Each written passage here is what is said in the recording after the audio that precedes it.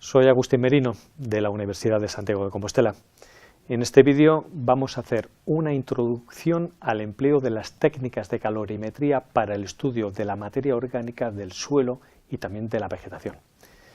Pero antes de comenzar, me gustaría recordar cuál es el interés del estudio de la calidad de la materia orgánica en el suelo. El contenido y composición de la materia orgánica está muy relacionado con los microorganismos. Es por ello que esta información es muy útil para deducir la dinámica del carbono y de nutrientes. Todo esto es muy importante para evaluar la sostenibilidad de los cultivos agrícolas y de los bosques, como vamos a ilustrar en este vídeo. Además, como sabemos, la materia orgánica del suelo determina la composición de los gases en la atmósfera, por lo que también conocer la calidad de la materia orgánica va a ser muy útil para predecir la evolución de los gases de efecto invernadero en el planeta. Entrando ya en la temática, el estudio de la materia orgánica ha tenido y sigue teniendo una gran limitación, que es la falta de técnicas analíticas sencillas para su estudio. Se han desarrollado diferentes procedimientos químicos, pero la mayor parte de ellos son complejos. Existe una importante instrumentación, pero esta suele ser cara y en algún caso su resultado no es fácil de interpretar. Y es que hay que admitir que la cuestión no es sencilla, debido a la naturaleza tan compleja de la materia orgánica del suelo. Bien, una alternativa para aliviar en parte este problema metodológico es el análisis térmico o de calorimetría. Los análisis térmicos se han utilizado tradicionalmente para conocer el comportamiento de los diferentes materiales, pero su aplicación en los suelos es reciente, especialmente para el estudio de la materia orgánica.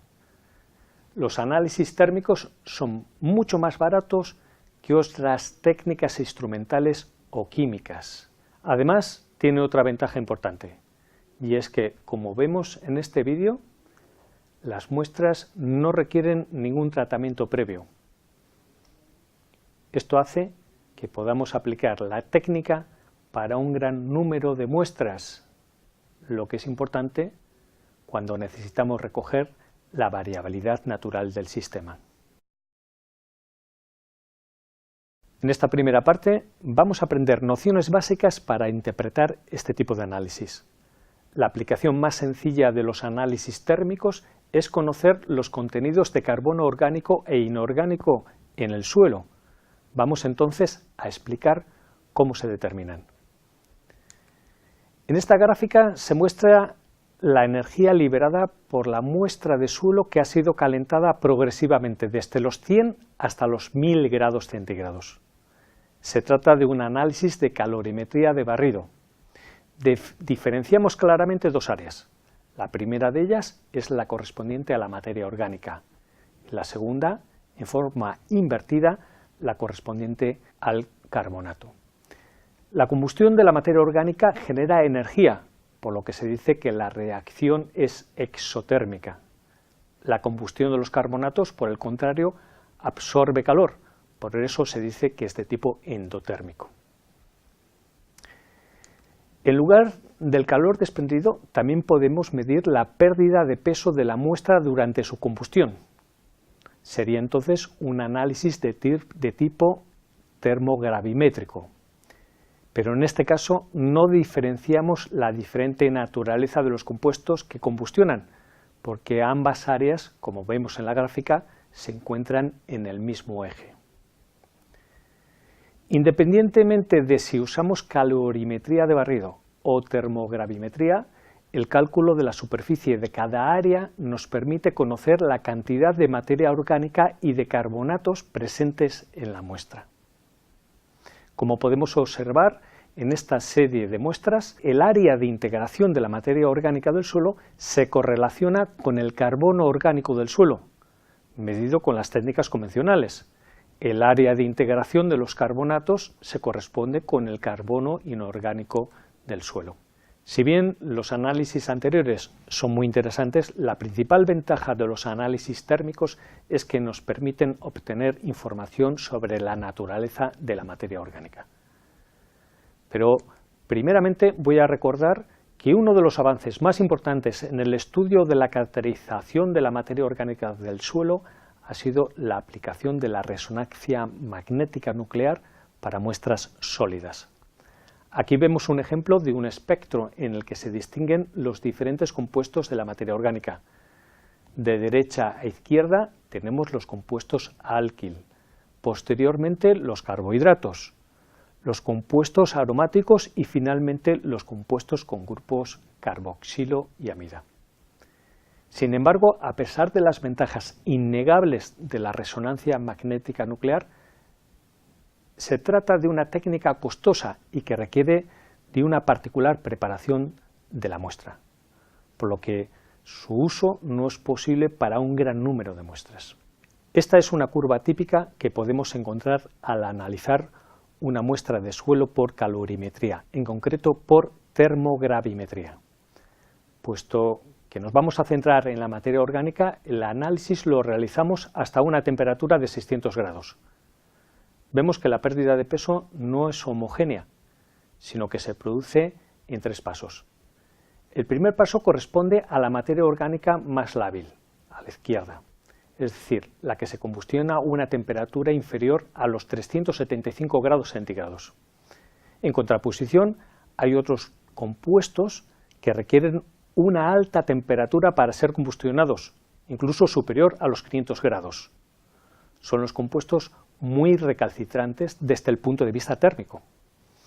Y en medio se encontrarían los compuestos que necesitan una temperatura comprendida entre 375 y 475 grados centígrados.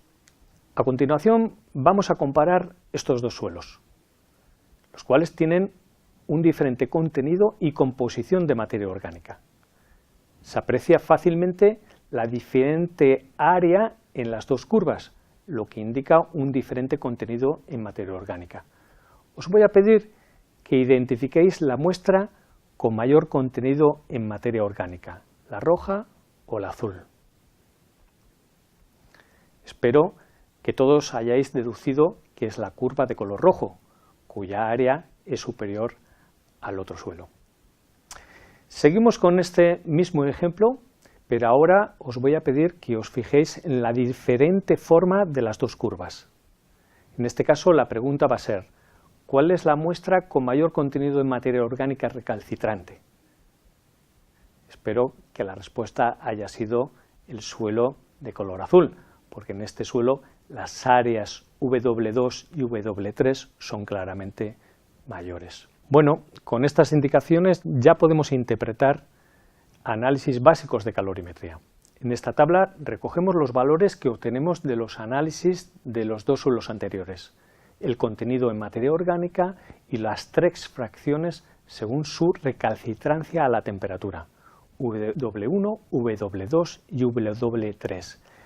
El suelo 1, el rojo, presenta un contenido de materia orgánica del 7% y vemos como el 60% de esta es de tipo lábil.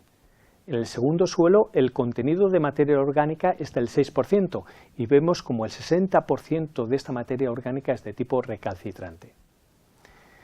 En esta gráfica también encontramos un nuevo índice, es el T50. Este índice es la temperatura a la que se pierde la mitad de la materia orgánica. Este índice nos da una idea de la recalcitrancia general de la muestra. En el suelo 1 el índice T50 es de 344, en el suelo 2 es de 382. Este valor superior indica la mayor riqueza de materia orgánica en esta última muestra. La calorimetría es una técnica indirecta, es decir, hemos aplicado calor y medimos la reacción de la muestra, es decir, no analizamos compuestos químicos ni tampoco medimos parámetros biológicos. Sin embargo, en los últimos años, diferentes investigaciones están sugiriendo que la recalcitrancia térmica puede ser relacionada con la actividad de los microorganismos. Aquí mostramos un ejemplo de una de nuestras investigaciones. Estos resultados abren un abanico enorme de posibilidades para el uso de los análisis térmicos, pero esto lo vamos a discutir en la segunda parte de este vídeo. A modo de resumen de esta primera parte, yo destacaría como principales ventajas de los análisis térmicos al estudio de la materia orgánica, en primer lugar, el bajo coste y sencillez de los análisis. Y en segundo lugar, es que en un único análisis podemos medir el carbono orgánico, el carbono inorgánico, así como las propiedades térmicas de la materia orgánica, que como vamos a ver a continuación, están relacionadas con procesos edáficos muy importantes. Enhorabuena, ahora ya podemos interpretar análisis básicos de calorimetría. Para saber si habéis comprendido la explicación, os invito a responder a estas 3 preguntas que son muy sencillas. Consisten en ordenar de menor a mayor las muestras según el contenido de materia orgánica total.